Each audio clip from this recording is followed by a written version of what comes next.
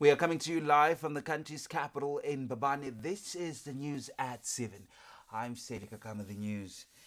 A socio-economic impact study that was carried out recently looking at the recent strike, or drought rather, has revealed that government has government as well as her developmental partners has spent in excess of 3 billion emalangeni in dealing with the drought.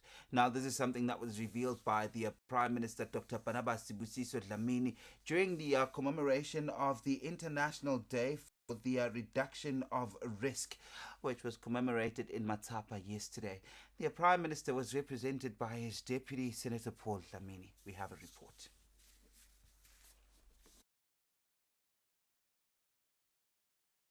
The International Day for Disaster Risk Reduction is commemorated all over the world every year in October. The Kingdom of Swaziland was not left out as it commemorated the day in Matsapa.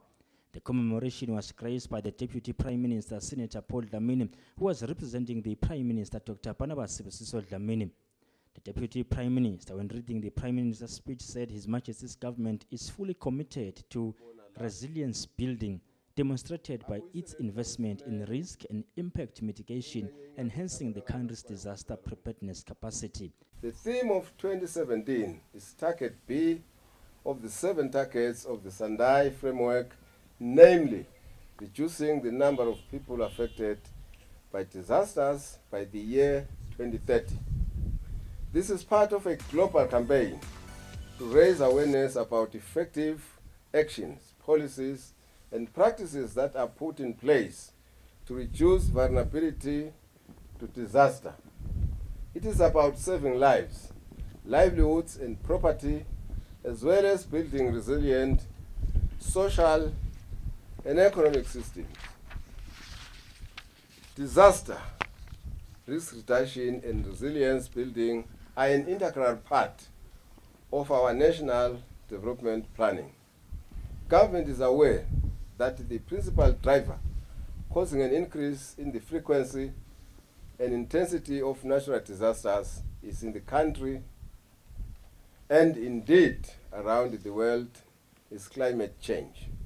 Resilience building has featured prominently in the 3 global policy frameworks agreed in 2015, the Sendai Framework for Disaster Risk Reduction, the Sustainable Development Framework, and the Paris Agreement on Climate Change. The commitment to their implementation has been made by the African Union Commission. Climate change is giving rise to risk to infrastructure and superstructure, of which key components are roads, bridges, health and education facilities, as well as energy and water supply. Recent hail and windstorms in Swaziland resulted in damaged schools, roads and health facilities, and disrupted the provision of basic services.